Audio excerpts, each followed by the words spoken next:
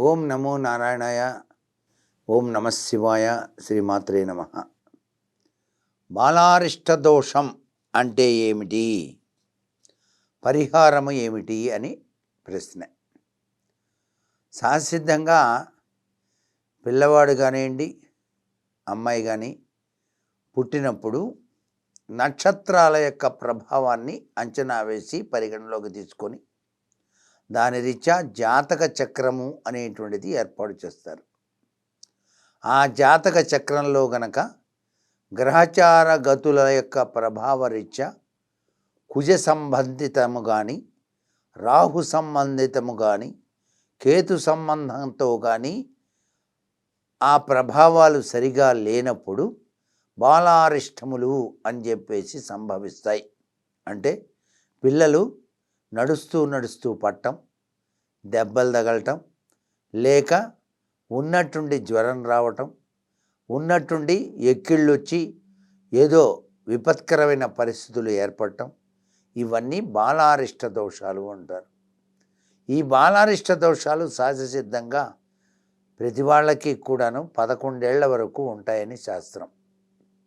అందుకే ఈ బాలారిష్ట దోషం నుంచి బయటపడటానికి అసలు సిసలైనటువంటి ఉపాయం ఆ నక్షత్ర శాస్త్రరీత్యా ఏ పూజలైతే జరపాలో ఆ పూజలు గనక నిష్టగా గనక జరిపించినట్లయితే ఆ దోషాల నుంచి విముక్తి ఏర్పడుతుంది.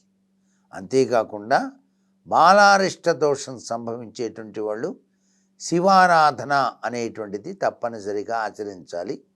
మెడలో వీలైతే చిన్నపిల్లలైనా సరే ఆ నక్షత్ర రీత్యా సంభవించినటువంటి ఆ యొక్క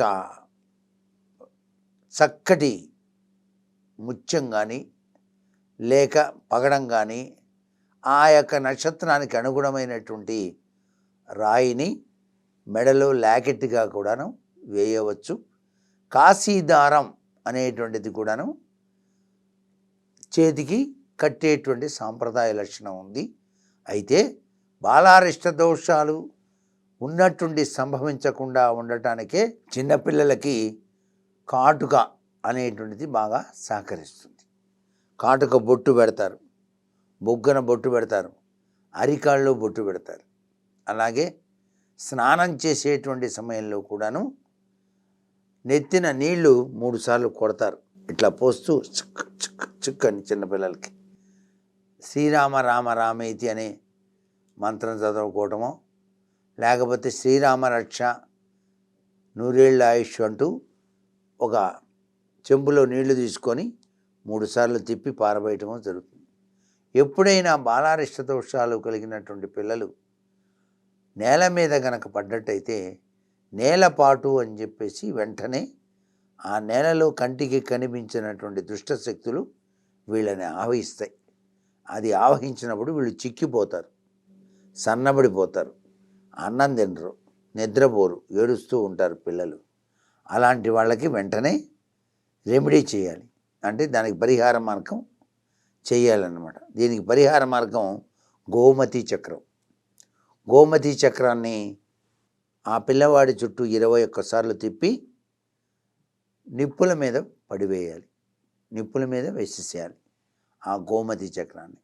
అలాగే పిల్లవాడు పడ్డాడు అన్నప్పుడు వెంటనే చెంబడి నీళ్లు ఆ కాళ్ళ మీద పోసి అబ్బాయి కాళ్ళు కడిగి ఆ నీటిని, నేల మీద ఉన్న నీటిని తీసుకొని బొట్టు పెట్టాలి.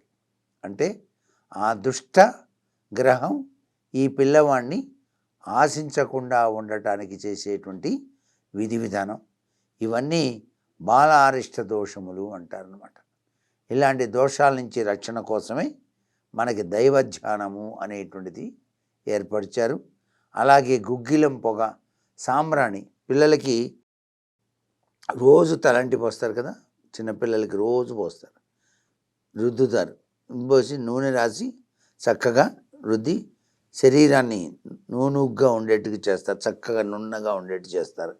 అలా అంతా అయిపోయిన తర్వాత నిప్పుల మీద బొగ్గు నిప్పులు ఉంటాయి, ఆ నిప్పుల మీద తప్పనిసరిగా సాంబ్రాణి వేసి అలా చూపిస్తారనమాట.